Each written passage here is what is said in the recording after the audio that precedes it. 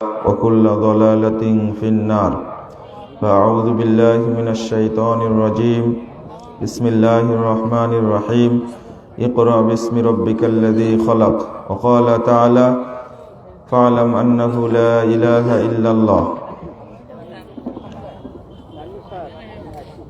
عن معاوية رضي الله تعالى عنه قال قال رسول الله صلى الله عليه وسلم من يرد الله به خيرا يفقهه في الدين رواه البخاري وقال عليه الصلاة والسلام طلب العلم فريضة على كل مسلم رواه ابن ماجه بإسناد صحيح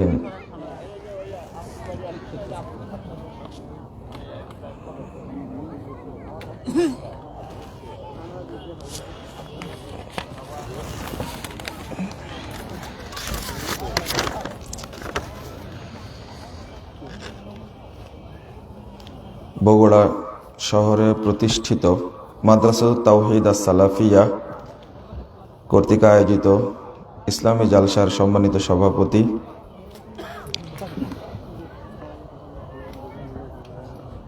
মহিবগঞ্জ কামিল মাদ্রাসার সম্মানিত অধ্যক্ষ শেখ ডক্টর মুখলেসুর রহমান, উপস্থিত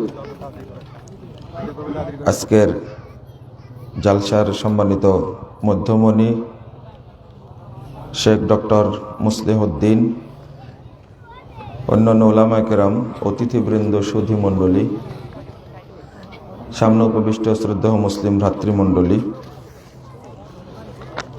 সকলকে আন্তরিক অভিনন্দন জানাচ্ছি।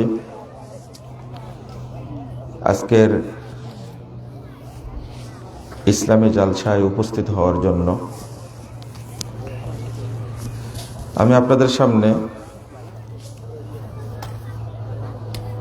দ্বীনী ইলমের গুরুত্ব সম্পর্কে কয়েকটি কথা বলবো ইনশাআল্লাহ।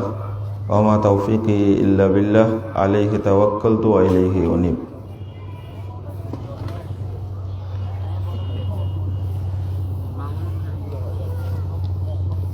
দ্বীনী ইলম অর্জন করা যে ফরজ,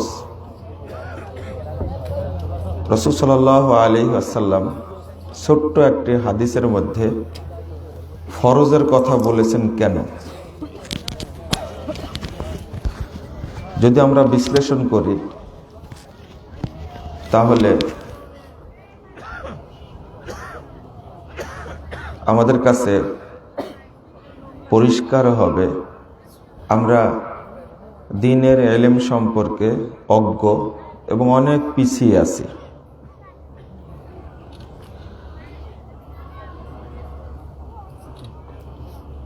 আমরা মুসলিম,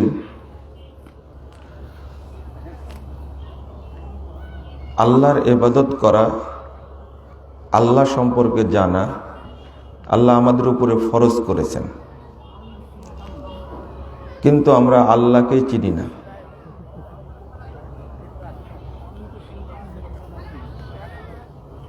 আল্লাহর সন্তুষ্টি অর্জনের জন্য যে ইবাদত আমরা করে থাকি, আল্লাহর কাছে পেশ করি,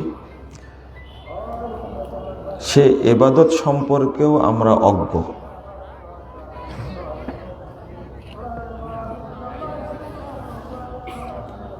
তাহলে আমরা আল্লাহ সম্পর্কে কি জবাব দেব? বা আল্লাহ যদি জিজ্ঞেস করে তা আমাদের জবাব কি হবে? এটা যদি নিজেরা উপলব্ধি করতাম, বোঝার চেষ্টা করতাম, তাহলে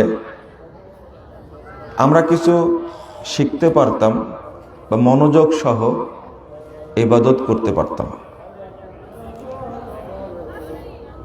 আল্লাহ রাব্বুল আলামিন প্রথম যে বাক্যটি, যে আয়াতটি নাজিল করেছেন, সে আয়াতটি হলো ইকরা বিসমি রব্বিকাল্লাযী খলাক।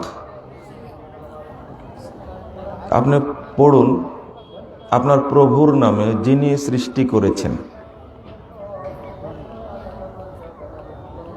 আল্লাহর রবকে চিনার জন্য আমাদের পড়তে বলেছেন। বিসমি রব্বিকাল্লাযী খালাক।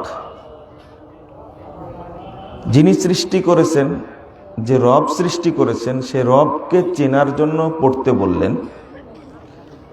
কিন্তু এখনকার শিক্ষা ব্যবস্থা হয়েছে, যে শিক্ষা ব্যবস্থা আমরা চালু করেছি, যার সাথে আমরা জড়িত, যে শিক্ষায় শিক্ষিত হচ্ছি, এটা আল্লাহকে ভোলার জন্য শিখছি। আল্লাহকে ভোলার জন্য বললাম কেন? প্রত্যেকটি ব্যক্তি, প্রত্যেক শিশুই ফিতরাতের উপরে জন্মগ্রহণ করে। তাহলে ফিতরাত মানে ফিতরাতুল ইসলাম, ইসলামী ফিতরাতের উপরে সে জন্মগ্রহণ করে। তাহলে বোঝা যাচ্ছে মুসলিম হয়ে জন্মগ্রহণ করে। আর একটা বিষয় হলো, আমরা আগেই আল্লাহকে বলেছি, রুহে জগতেই বলেছি, আলাস্তু বিরব্বিকুম ক্বালু বালা শাহিদনা। আল্লাহ যখন জিজ্ঞেস করলেন, আমি কি তোমাদের রব নই, আমরা সবাই কি বলেছিলাম? আমাদের রবকে আল্লাহ। তো এটাও স্বীকার করেছি, স্বীকার করে পৃথিবীতে এসেছি। আসার পরে কি করছি? আসার পরে যে শিক্ষায় শিক্ষিত হচ্ছি, রবকে ভুলে যাওয়ার জন্য, যে ব্যাপারে আমরা রুহে জগতে সাক্ষী দিয়ে আসছি। এর মূল কারণ হলো, আমরা রব সম্পর্কে, আল্লাহ সম্পর্কে জানার চেষ্টা করি না।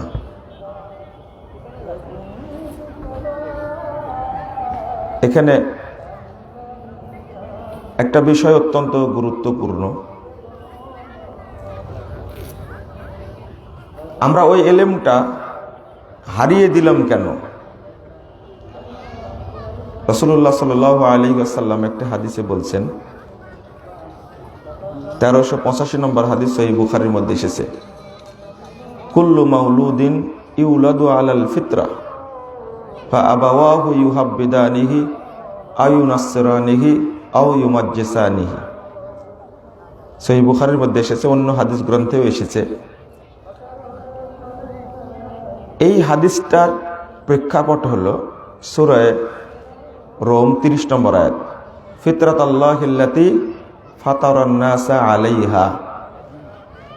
আল্লাহ প্রত্যেকটি মানুষকে ফিতরাতের উপরে, আল্লাহর যে ফিতরাত দিন, এই দিনের উপরে সৃষ্টি করেছেন। আল্লাহ বলছেন, রাসূল সাল্লাল্লাহু আলাইহি ওয়াসাল্লাম বলছেন, কুল্লু মাউলুদিন ইউলাদু আলাল ফিতরা। প্রত্যেকটি সন্তান জন্ম নিয়েছে ফিতরাতের উপরে। তারপরে কি হয়েছে? ফা আবাওয়াহু ইউহাব্বিদানিহি, অতঃপর তার পিতা মাতা তাকে ইহুদি বানিয়েছে, আও ইউমাজ্জিসানিহি আও ইউনাসসিরানিহি, অথবা তাকে খ্রিস্টান বানিয়েছে, অথবা তাকে অগ্নিপূজক বানিয়েছে। এটা পিতা মাতার দোষ দিলেন। অপরাধ হলো পিতা মাতার। সে মুসলিম হয়ে ইসলামের উপরে জন্মগ্রহণ করলেও পিতা মাতা তাকে অন্য জায়গায় নিয়ে গেছে তার আচরণের কারণে। যার কারণে একজন মানুষ যখন মাস্টার্স পাশ করে বের হচ্ছে, অনার্স পাশ করছে, তখন ও নাস্তিক হচ্ছে। এখন বর্তমানে নাস্তিকতার প্রভাব এত বেশি, এটা মানুষের ব্রেন নিয়ে, মগজ নিয়ে এক শ্রেণীর মানুষ মানে সিনিমিনি খেলছে। কিভাবে? এমন একটা সাংস্কৃতিক বুদ্ধিভিত্তিক এমন দর্শন পেশ করছে, তাতে যারা আল্লাহকে মানতে চায় তারাও চুপ হয়ে যাচ্ছে। আসলে তো তাই, আল্লাহর সাথে পৃথিবীর কোনো সম্পর্ক নাই, মানুষের স্রষ্টা আল্লাহ, এটা তো প্রমাণ পাওয়া যায় না। নানান চিন্তা শিক্ষিত ব্যক্তিদেরকে একেবারে বুদ বানিয়ে দিচ্ছে। এই শ্রেণীটা কারা? এরা পরিকল্পিতভাবে কিছু মতবাদ আমদানি করেছে, সেটা পাশ্চাত্যের মতবাদ। এই যে শিক্ষাটা বস্তুবাদী শিক্ষা ব্যবস্থা, যার কারণে একজন ব্যক্তি শিক্ষা অর্জন করতে গিয়ে ও নাস্তিক হচ্ছে। যারা সাহিত্য পড়ে, সেটা যে সাহিত্যই হোক, বাংলা সাহিত্য হোক, ইংরেজি সাহিত্য হোক, আরবি সাহিত্য হোক, তারা নাকি অধিকাংশই নাস্তিক হয় এবং খাঁটি নাস্তিক তারা। পাশাপাশি যারা কম্পিউটার সায়েন্সে পড়ছে, দর্শনে পড়ছে, তারা নাকি খুব অভিজ্ঞ নাস্তিক হয়। তাহলে আর যেগুলো নাস্তিক নিজেকে পরিচয় দেয় না, তারা নিজেরা বলে যে আমরা সেকুলার, আমরা ধর্ম নিরপেক্ষ। মানে সব ধর্মই তার কাছে নাকি, এটাও ঠিক না। যে ভাষাটা বলে ধর্মনিরপেক্ষ মানে কি? ধর্মনিরপেক্ষতা মানে ধর্মহীনতা, কোনো ধর্মকে সে মানে না। ওরা উদার, একদিকে বলে যে আমরা উদার, যে আমরা ধর্মনিরপেক্ষ, সব ধর্মের প্রতি আমাদের মানে কি বলবো, আমাদের উদারতা আছে সব ধর্মের প্রতি। এরা কিন্তু সবাই 90% নাস্তিক। কারণটা হলো, এটা কিন্তু একদিনে চালু হয়নি, আস্তে আস্তে। আমি বলি এই 60, 70, 80 বছরে এই থিমটা শিক্ষিত ব্যক্তিদের উপরে পেশ করার কারণে পুরো শিক্ষিত সমাজ নাস্তিকতায় হাবুডুবু খাচ্ছে। 1, 2 নম্বর, তাদের মাধ্যমে যারা শিক্ষা অর্জন করছে, এই শিক্ষা গুরু যারা যারা শিক্ষক, তাদের আচার আচরণ, তাদের বুদ্ধি, চিন্তা, চেতনা, এইগুলো সব শিক্ষার্থীদের উপরে ভর করছে। যার কারণে এই শিক্ষার্থীরা তাদের মতোই 50% নাস্তিক হচ্ছে। যারা পড়াচ্ছে সেকুলার বলে বা মডার্ন হিসাবে প্রগতিশীল, এটা তো বুঝছেন ভাষাটা, সবাই দাবি করে আমরা প্রগতিশীল। প্রগতিশীল হিসাবে যারা দাবি করছে, এরা প্রকাশ্যে নাস্তিক বলে স্বীকার করে না, কিন্তু এরা 90% প্রগতিশীল হওয়ার কারণে এরা 90% নাস্তিক। আর যাদেরকে শিক্ষা দিচ্ছে, ছাত্র অবস্থাতেই তারা হয়ে যাচ্ছে 50% নাস্তিকতা শিখছে তারা। আর 50% থেকে যখন ওদের শিক্ষাটা শেষের দিকে যাবে, তখন তারা 100% নাস্তিকে পরিণত হবে। এই পরিকল্পনাটা হয়ে আসছে 60 থেকে 70, 80 বছর যাবত। আগামী দিনে পাওয়া যাবে টুপিওয়ালা মুসল্লি পাওয়া যাবে মসজিদে, কিন্তু তাদের মধ্যে আল্লাহ সম্পর্কে কোনো ধারণা থাকবে না, কারোর মধ্যে থাকবে না, আল্লাহ সম্পর্কে বুঝবেই না। স্রেফ মুসল্লি সাজা, মুসল্লি রূপ ধারণ করা, ভান ধরা, ঢং ধরা। মসজিদে যেতে হয়, না গেলে মানুষ কি মনে করবে? নামাজ পড়ি না আমি, এটা খুব খারাপ কথা।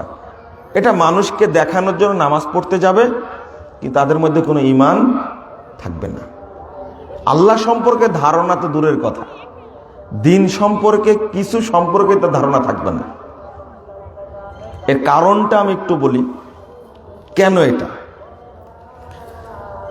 কারণ মসজিদে এসে মানুষকে চিনায় আমি মুসল্লি, তার মধ্যে দিন নাই।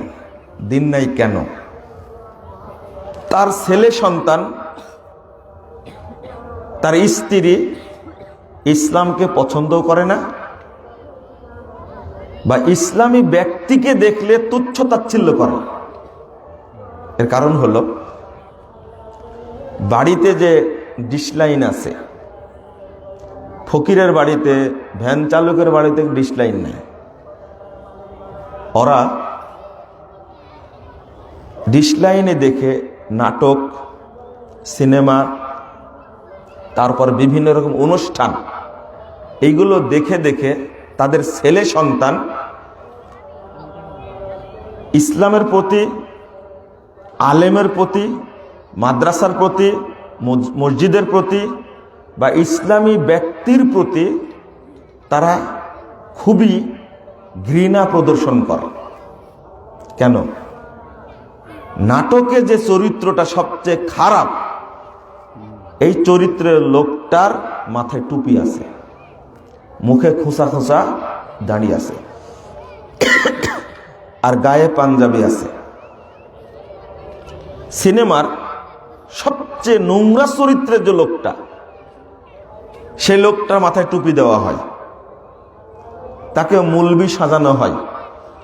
আর এইগুলো দেখে ওই ধনাঢ্য শ্রেণীর সন্তানরা আলেমদেরকে খুব ঘৃণা করে, ইমামদেরকে খুব ঘৃণা করে, যারা নামাজ পড়ে তাদেরকে খুব ঘৃণা করে। বরং টুপি এবং দাড়ি দেখলেই তারা মনে করে এরাই হলো জিএমবি, এরাই জঙ্গি। কারণটা হলো, আসলে নামাজ পড়তে যাই বটে, কিন্তু তার পরিবারে নিজের মধ্যে দিন চর্চা বলতে কিছু নেই, কিছুই নাই, জিরো, শূন্য। এজন্য একটা হাদিস এসেছে, এ ব্যাপারে আপনাদের সচেতন হওয়ার দরকার। মুসান্নাফ ইবনে আবি শাইবার মধ্যে এসেছে 30,992 নম্বর হাদিস, ইয়াতি আলান নাসিজ জামান, মানুষের সামনে একটা যুগ চলে আসবে, এমন একটা সময় আসবে, ইয়াজতামিউন ওয়া ইউসাল্লুনা ফিল মাসাজিদ, মানুষ দলে দলে মসজিদে যাবে এবং মসজিদ ভর্তি মানুষ সালাত আদায় করবে, ওয়ালাইসা ফীহিম মুমিন, কিন্তু তাদের মধ্যে কোনো ঈমানদার লোক পাওয়া যাবে না। এই যুগটা কোন যুগ মনে করেন আপনি? এই যুগ মনে করেন, তাই না? সাহাবীরা যদি মনে করে যে আমাদের যুগ, তাহলে আপনারা কোন যুগের? বুঝেননি কথা? এই হাদিস জেনে তাবেঈরা বলছেন এই যুগটা আমাদের যুগ। তা আমাদের যুগ নিয়ে আর বিশ্লেষণ করার কোনো দরকার আছে? কোনো দরকার নাই। কারণটা হলো, আমরা নামাজ পড়ছি কিন্তু ভিতরে ঈমান নাই। বলেন তো, এই নামাজ কোনো কাজ দিবে? কাজ দেয় না, সেটা আপনিও বুঝেন। কারণ 30 বছর যাবৎ নামাজ পড়ছেন, সুদের মতো, মায়ের সাথে জেনা করার মতো পাপ, সে পাপ আপনি করে যাচ্ছেন। নামাজ যে কোনো কাজে লাগে না, এটা তো বাস্তব।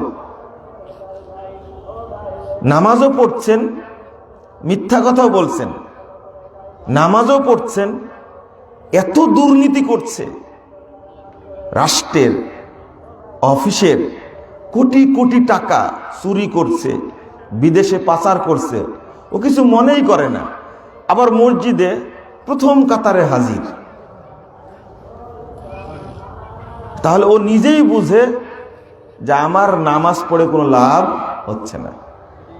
আবার কলমের যে খুঁচা মারছে যে লোকটা অফিসে বসে, মাথায় খুব সুন্দর ঝকঝকে টুপি, মুখে দাড়ি, গায়ে একটা খুব ধবধবে সাদা পাঞ্জাবি, তার মতো সাধু শয়তান আর কেউ নাই। টুপিটাকে সে সাইনবোর্ড মনে করেছে, পাঞ্জাবিটার সাইনবোর্ড, দাড়িটা তার সাইনবোর্ড, কলমের খোঁচাই ঠিকই।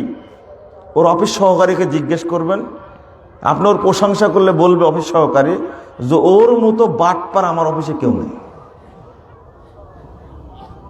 এটা বাস্তবতা, আপনি স্বীকার করেন চাই না করেন। তার ভদ্রতা দেখি মনে হবে যে এত ভদ্রলোক পৃথিবীতে আছে, মনেই হয় না, মনে হবে যে ফেরেশতাও পারে না। মানে হারাম খেয়ে শরীরটা এত টসটসে ঝকঝকে, শরীরটা মদ খায়, দামি দামি মদ খায়, শরীরটা খুব ঝকঝকে, খুব স্মার্ট। তার আচার আচরণ দেখে মনে হবে ফেরেশতাও পারবে না। কিন্তু ওর অফিসের পিয়নকে জিজ্ঞেস করে দেখবেন যে আমাদের অফিসে এর চেয়ে খারাপ লোক নাই। কারণটা কি? নামাজও পড়ে, কথাগুলো খুব সুন্দর, ভদ্র, নম্র, নমনীয়, তার নিষ্ঠা দেখা যায়, তার আন্তরিকতা, তার সততা দেখা যায়, কিন্তু ভিতরটা শয়তানের কি কারখানা, শয়তানের আখড়া। কারণ হলো ওর মধ্যে আল্লাহ সম্পর্কে কোনো ধারণা নাই। যদি আল্লাহ ভীতি থাকতো তাহলে এত আকাম কুকাম করে বেশ ধরতে পারতো, ভান ধরতে পারতো? পারতো না। আপনাদের কাছে তিতো লাগবে কথাগুলো, আমরা বাস্তবতা দেখে, অবস্থা দেখে পর্যালোচনা করছি, বলছি। আগে দরকার আমাদের আল্লাহ সম্পর্কে ধারণা লাভ করা। কার সম্পর্কে? আল্লাহ সম্পর্কে। তা আল্লাহ সম্পর্কে ধারণা লাভ করতে হলে কি ইলম অর্জন করতে হবে না? আল্লাহ বলছেন ফাআলাম আন্নাহু লা ইলাহা ইল্লাল্লাহ, সূরা মুহাম্মদ 19 নম্বর আয়াত। আপনি জেনে নিন, আপনি জানার চেষ্টা করুন, আল্লাহ ছাড়া সত্য কোনো মাবুদ নেই। আমরা লা ইলাহা ইল্লাল্লাহর অর্থই জানি না।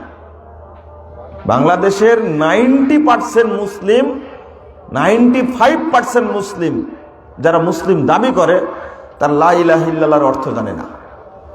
বলেন তো কি অর্থ? কি?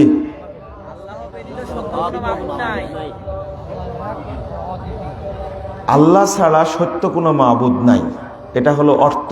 এখানের কয়জন জানতেন এই কথাটা? 2-1 জানে।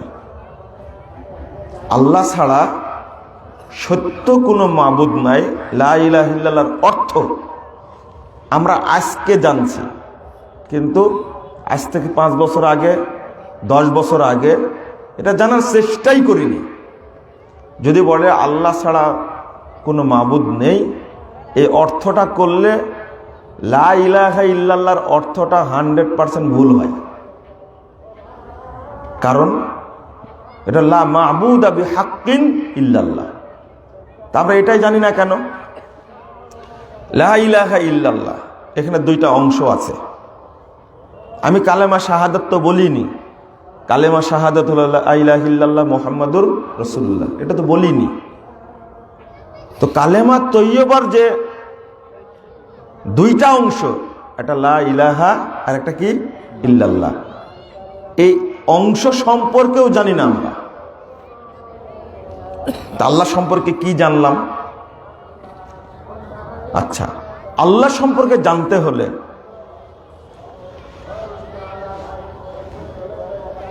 তাওহীদ সম্পর্কে জানতে হবে। তাওহীদ কয় প্রকার? তাওহীদ কাকে বলে? তাওহীদে রুবুবিয়্যাহ কি? তাওহীদে উলুহিয়্যাহ কি? তাওহীদে আসমা ওয়া সিফাত কি? আমরা জানি না কেন? আরেকটা হলো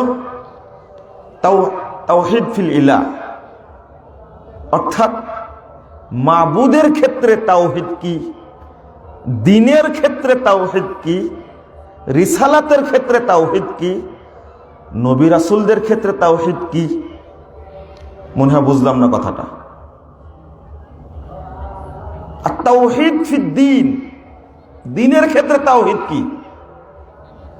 আমরা তো শুধু মাবুদের ক্ষেত্রে তাওহীদ সম্পর্কে জানলাম, তাওহীদে রুবুবিয়্যা, তাওহীদে উলুহিয়্যা, তাওহীদে আসমা ওয়া সিফাত।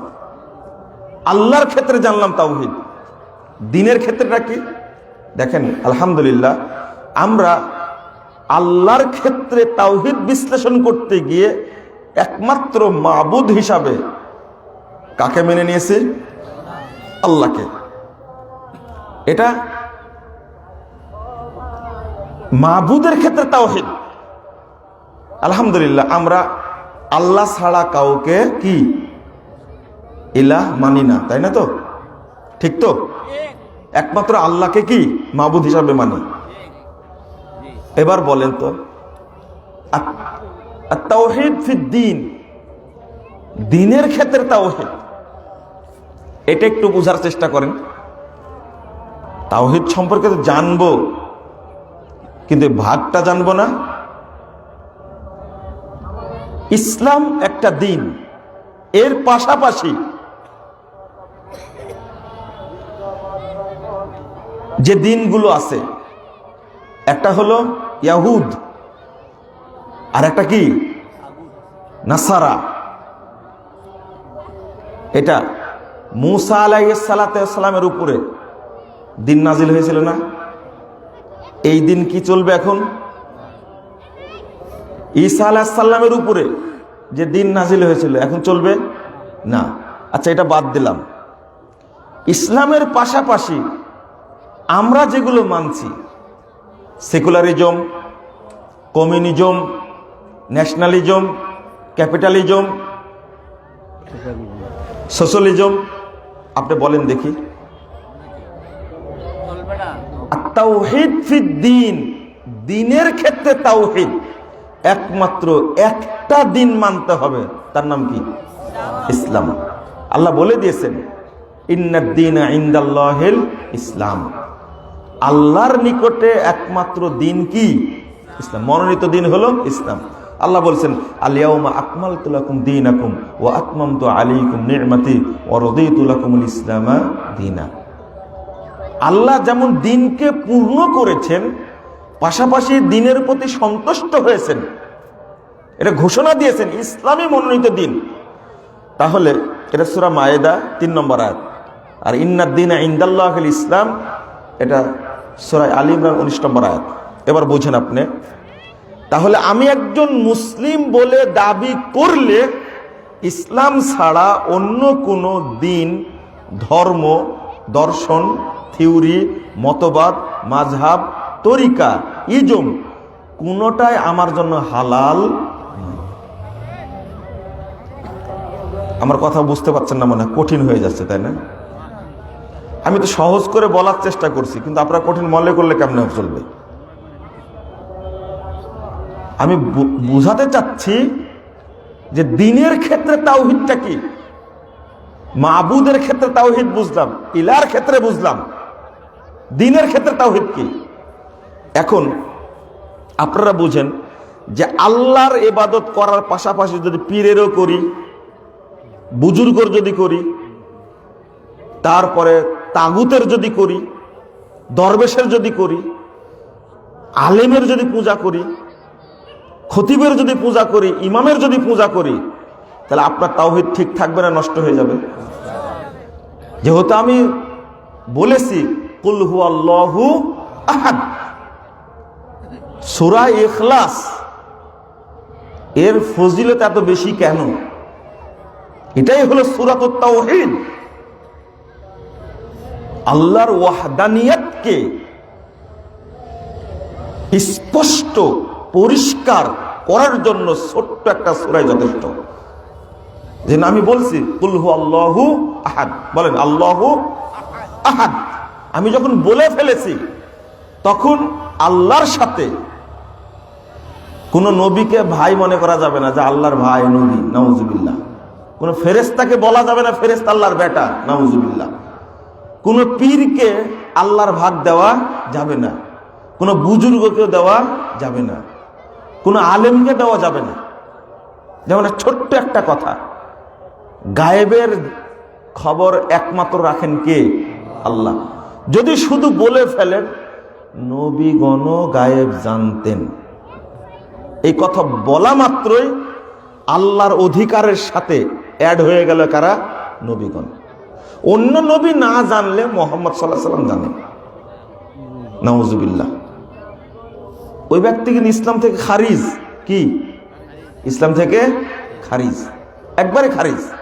আর ওই অবস্থায় মারা গেলে কি? চিরস্থায়ী জাহান্নাম। এটা শিরক আকবার। তাহলে একটু ভেবে দেখেন, আপনি বুঝেন পীরকে সেজদা করা হারাম, মাজার পূজা করা হারাম, এটা আমরা আলহামদুলিল্লাহ খুব ভালো জানি। কিন্তু তাগুতের পূজা করা, আলেমের পূজা করা, শায়েকের পূজা করা, ইমামের পূজা করা, এটাকে হালাল? কি? ও, এটাও হারাম। হ্যাঁ, আপনি একজন আলেমকে যদি রব হিসাবে মেনে নেন, আল্লাহর কথা বাদ দিয়ে, নবীর কথা বাদ দিয়ে আলেমের কথাটাই কি যথেষ্ট? বলেন তো, নবী মুহাম্মদ সাল্লাল্লাহু আলাইহি ওয়াসাল্লাম কোন শরীয়ত প্রবর্তন করেছেন? একটা হাফ করেননি।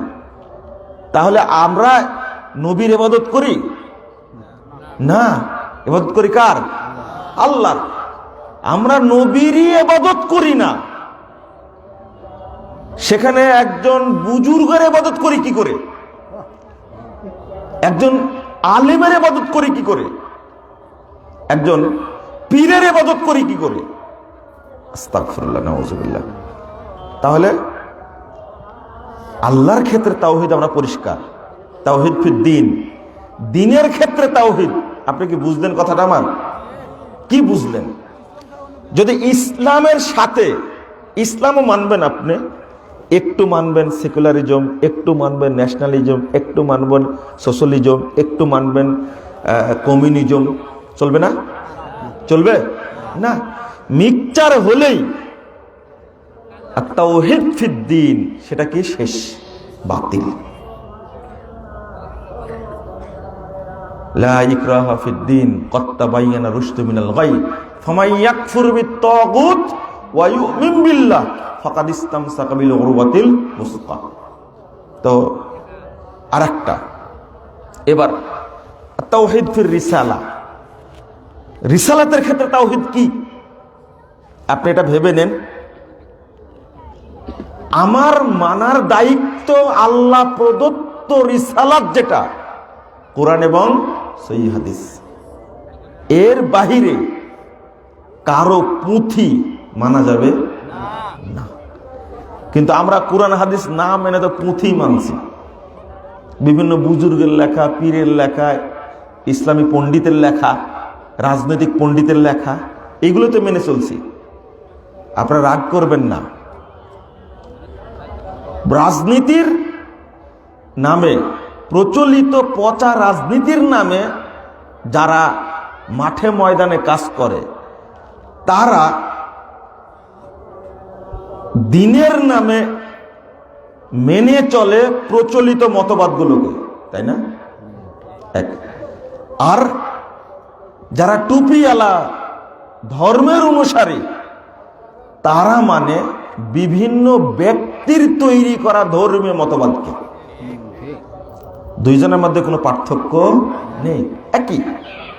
একজন মেনে চলছে পাশ্চাত্যের মতবাদ প্রচলিত রাজনীতির নামে, আর এক শ্রেণীর মানুষ ধর্মের নামে বিভিন্ন বুজুর্গ, পীর, ফকিরের প্রদত্ত দিন মেনে চলছে।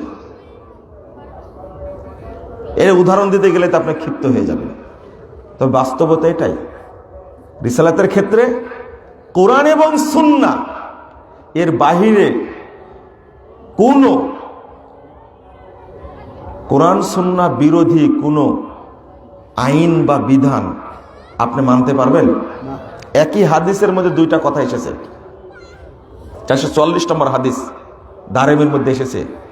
রাসূল সাল্লাল্লাহু আলাইহি সাল্লামকে যখন আল্লাহ রাসূলের সামনে যখন ওমর রাদিয়াল্লাহু আনহু তাওরাত পড়ছিলেন, তখন কি বলেছিলেন? আল্লাহ রাসূলের চেহারা বিবর্ণ হয়ে গেছে। আমি সংক্ষেপে বলছি হাদিসটা। আবু বকর বলছেন সাকিল সাওয়াকিলিয়া ওমর, ওমর আপনার ধ্বংস হোক, আপনি দেখতে পাচ্ছেন না? আর তারা মাবি ওয়াজহি রাসূলুল্লাহ সাল্লাল্লাহু আলাইহি সাল্লাম, আল্লাহ রাসূলের চেহারা বিবর্ণ হয়েছে, দেখতে পাচ্ছেন না? তখন ওমর রাদিয়াল্লাহু আনহু কি বলেছিলেন? রদিনা বিল্লাহি রব্বা ওয়া বিল ইসলামে দীনা ওয়া বি মুহাম্মাদে নাবিয়্যা, এটা বলেছিলাম। তিনি বললেন এটা বলে চুপে গেলেন। আউযু বিল্লাহি মিন গাযাবিল্লাহ ওয়া মিন গাযাবি রাসূলি।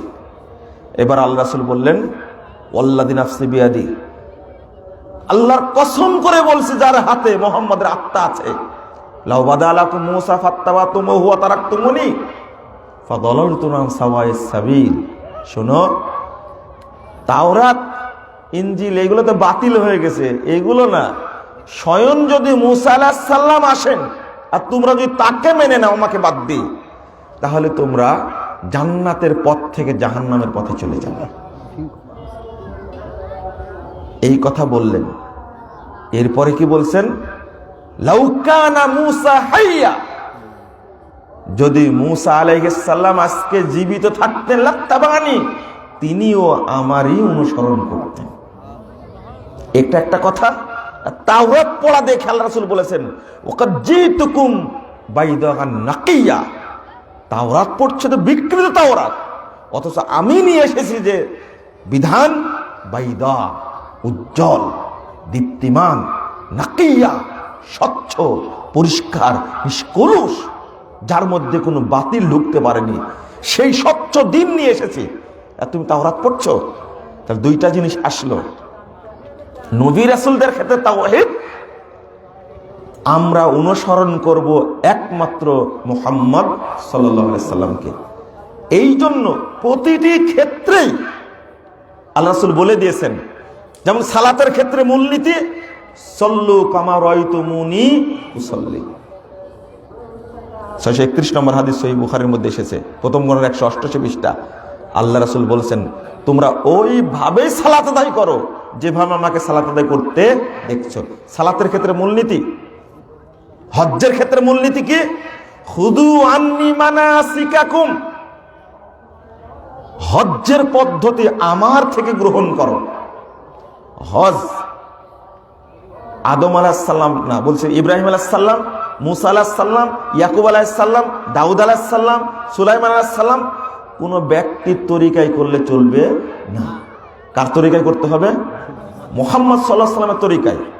ঠিক সালাত অন্য কোন নবীর তরিকা আদায় করলে হবে না। সালাতের ক্ষেত্রে মূলনীতি, যদি অন্য কোন নবীর তরিকাতে সালাত না চলে, তাহলে বর্তমান যে সালাত চলছে এটা জাল সালাত। এটা কি সালাত? এটা হলো জাল সালাত চলছে বর্তমানে। এটা নবীরও তরিকা না, এটা সাহাবীরও তরিকা না, এটা ইমামেরও তরিকা না, এটা হলো ভণ্ড বুজুর্গদের তরিকা, যারা নিজেরা নামাজ তৈরি করেছে। খুঁজে দেখেন, সব জাল বেদাত দ্বারা সালাত ভর্তি।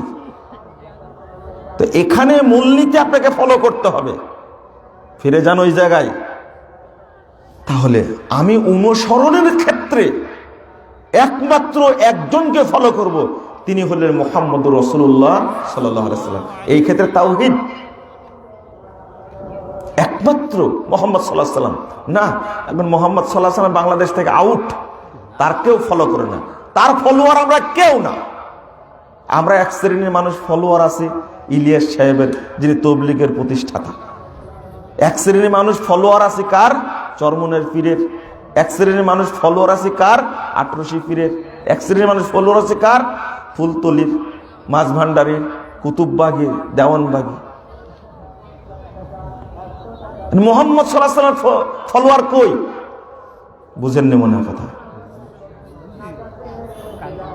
চার তরিকা নিয়ে পড়ে আছে আমরা, কে বলছে 5 তরিকা নিয়ে পড়ে আছে। একজন পীরের মুরিদ বলছেন যে 5 কুলি টুপি আসলে এই 5 তরিকা, চিশতিয়া, মুজাদ্দিদিয়া, নকশবন্দিয়া, কাদেরিয়া আর চিশতিয়া সাবেরিয়া। কয়টা হলো? 5টা। আসলে কোন তরিকার কারণে যে 5 কলি পড়ে? আমি বলেছি যে মানে শিয়াদের পাঁচকলি, এটা বলে দিছে পাক পাঞ্জাতন হিসাবে। এই নিয়ে তো খুব চলছে, তাই না? চলুক, দেখি ওরা তথ্য বের করুক কোথায় থেকে নিয়ে আসছে এটা।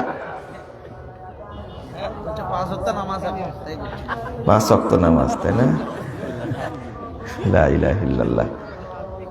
5 ওয়াক্ত নামাজ নিয়ে বাথরুমে যাই, হ্যাঁ? জানেন খালি মাথায় বাথরুমে যাওয়া নিষেধ, এটা কি জানেন?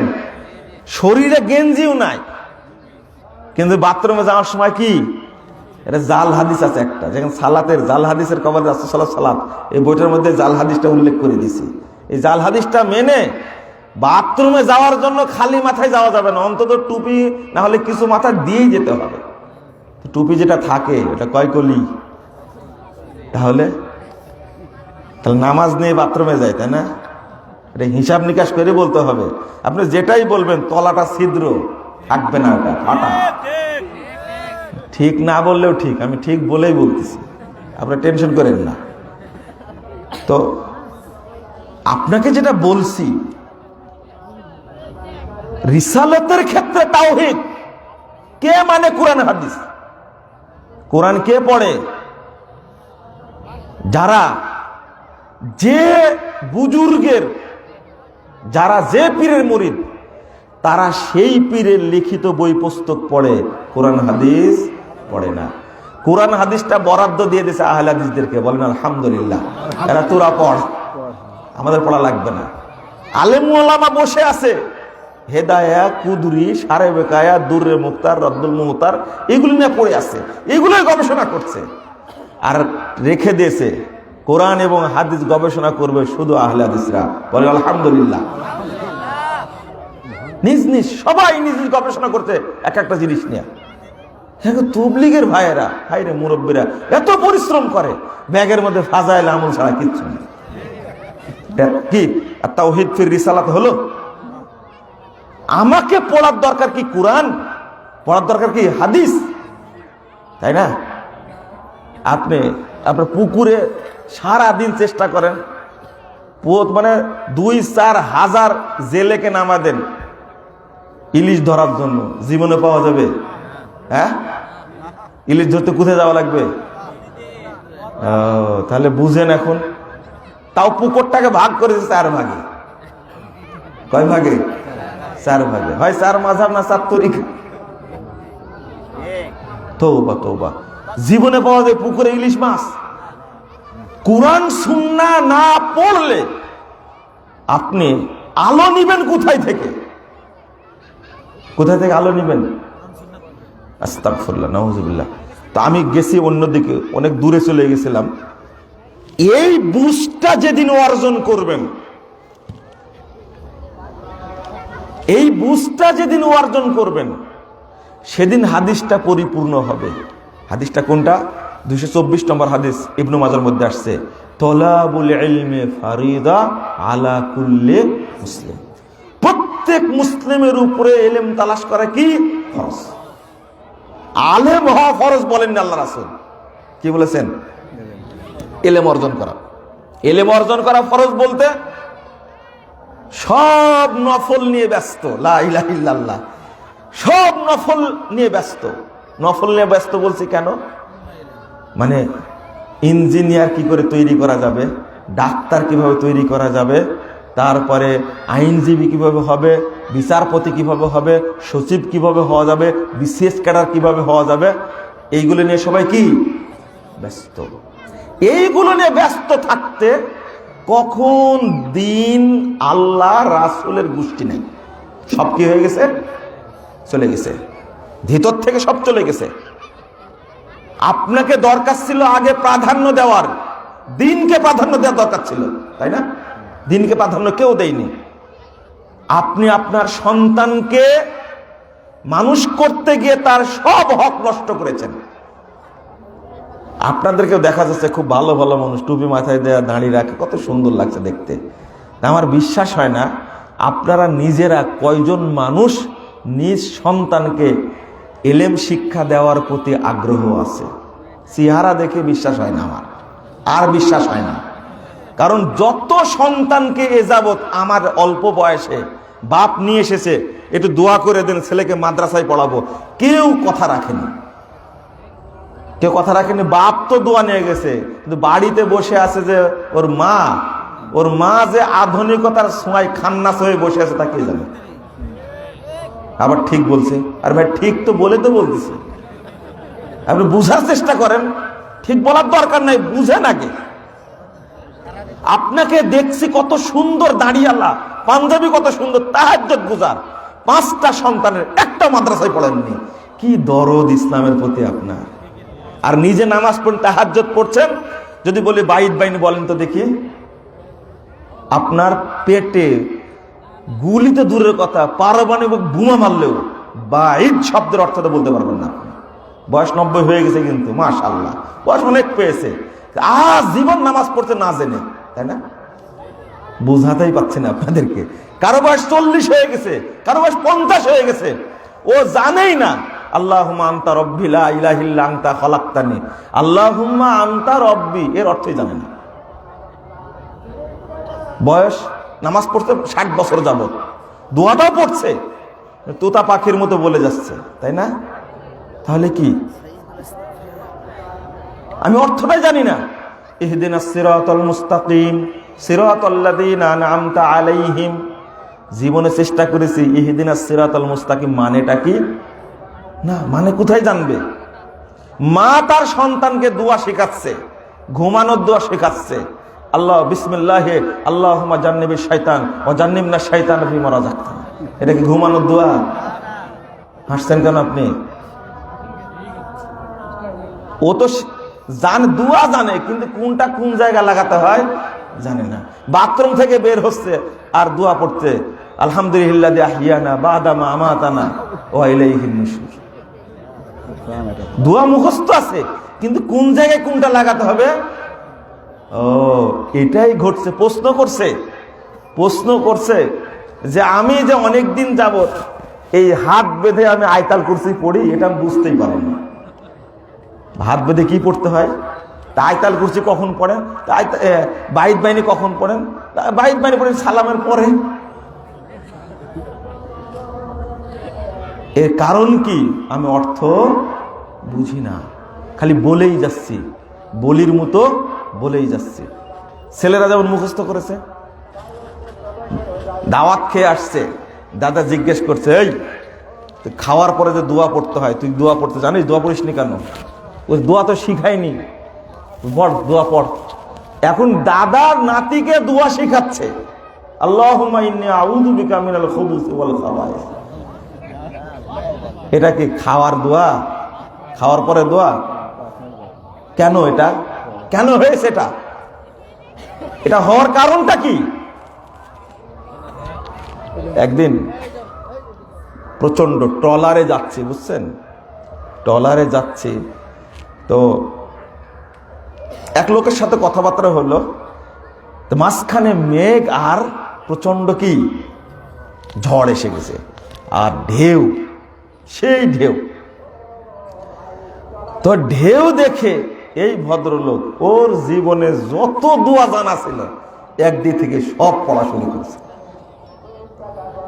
আমার কানে যে 2টা দোয়া আসছে, তার মধ্যে একটা হলো আল্লাহুম্মা ইন্নী আউযু বিকা মিনাল খুবুসি ওয়াল খাবায়েস। এই দোয়া পড়তে ট্রলারে ভয় লাগছে, আল্লাহ ভীতিতে আছে, মানে কোন দোয়া কাজে লাগবে ও তো জানে না। এজন্য কি একদিক থেকে সব পড়া শুরু করেছে। এই ঈমান নিয়ে আপনি কবরে যাবেন আর আল্লাহকে চিনতে পারবেন? আপনি আল্লাহ সম্পর্কে আপনার ধারণাই নাই। যেমন নামাজ সম্পর্কে জিজ্ঞেস করা হয়, বলে নামাজ কাকে বলে? নামাজ জীবনে না পড়লে বুঝতে পারবে ও, শুধু নামাজ নামটাই জানে। মার রব্বুক, তোমার রব কি?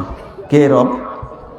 আল্লাহ সম্পর্কে আপনার আল্লাহ নামটা বলতে পারবেন? আপনি আল্লাহ সম্পর্কে জানেন? বুঝেননি কথা। যদি আল্লাহ সম্পর্কে না জানেন, কবরে আপনার মুখ থেকে আল্লাহ শব্দটা বের হবে? শিখেননি কেন? তলাবুল ইলমি ফারিদা আলা কুল্লি মুসলিম, প্রত্যেক মুসলিমের উপরে ইলম তালাশ করা ফরজ। কোরআনটাই পড়তে জানে না, পড়ার চেষ্টাও করেনি। রিটায়ার্ড হওয়ার পরে চামড়া যখন ঢিল হয়ে গেছে তখন বাংলা উচ্চারণ করা কোরআন কিনে নিয়েছে, যেটা পড়া হারাম। যেটা পড়া কি হারাম। এবার এখলাসে ফতোয়া দিয়েছি, এর আগে বলে দিয়েছে, এবার ফতোয়া দিয়েছে এখলাসে। বাংলা উচ্চারণ করে কোরআন ইংরেজিতে উচ্চারণ করে পড়া হারাম।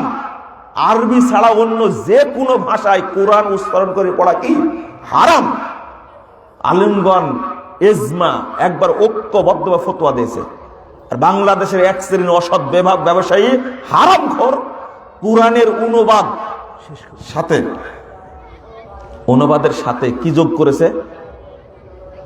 উচ্চারণ যোগ করেছে। আমি আপনাদের বলবো যে জিনিসটা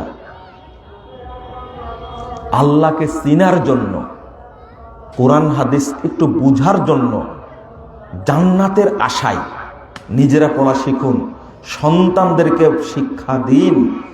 ইসলামের ব্যাপারে এইরকম ন্যারো ধারণা নিয়ে মরলে কবরে মুক্তি পাওয়া যাবে না। মরার আগে ফেরেশতারা পিটাবি মুখের উপরে। গত পরশুদিন একটা বক্তব্য দিয়েছি, ফেরেশতারা মৃত্যুর সময় কেন শাস্তি হয় এটা তো জানতে হবে আগে।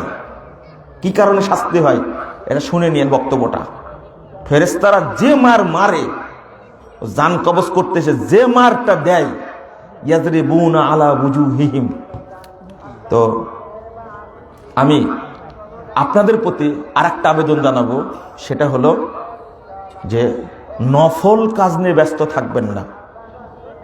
আমরা সবাই যারা নামাজ পড়ি তারাও শুধু নফল নিয়ে ব্যস্ত, ফরজ ইবাদত নিয়ে কারো খেয়াল নাই।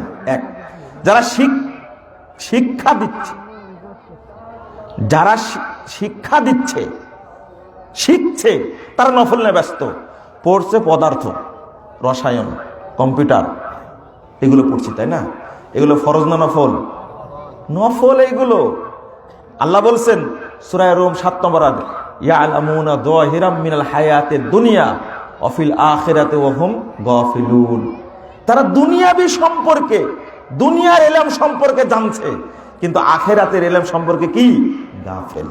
ইমাম ইবনে কাসির রাহিমাহুল্লাহ বলছেন তারা দুনিয়ার ইলম, দুনিয়াতে কিভাবে মাল অর্থ উপার্জন করা যাবে, কিভাবে সম্মান উপার্জন করা যাবে, এইগুলো নিয়ে চরম বিচক্ষণ তারা।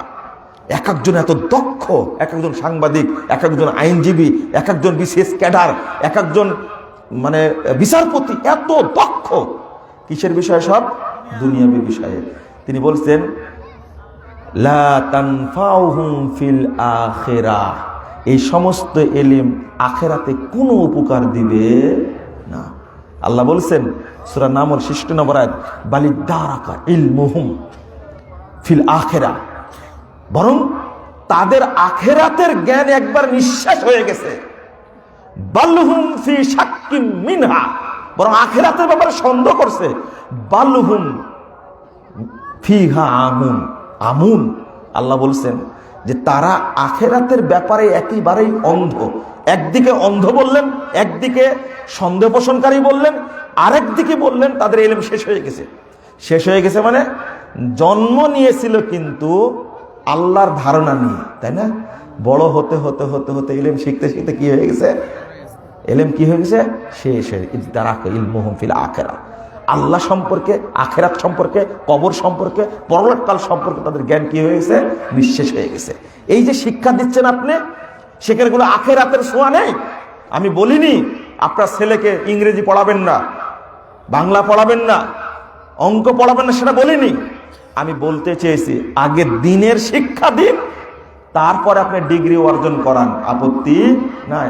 ঢাকা বিশ্ববিদ্যালয়ে পরীক্ষা দিয়ে এখন মাদ্রাসার ছেলে পাস হচ্ছে, আলহামদুলিল্লাহ। আপনার ছেলেকে পড়ান, মাদ্রাসায় পড়ায় তাকে ডাক্তার বানান, মাদ্রাসায় পড়ায় তাকে ইঞ্জিনিয়ার বানান।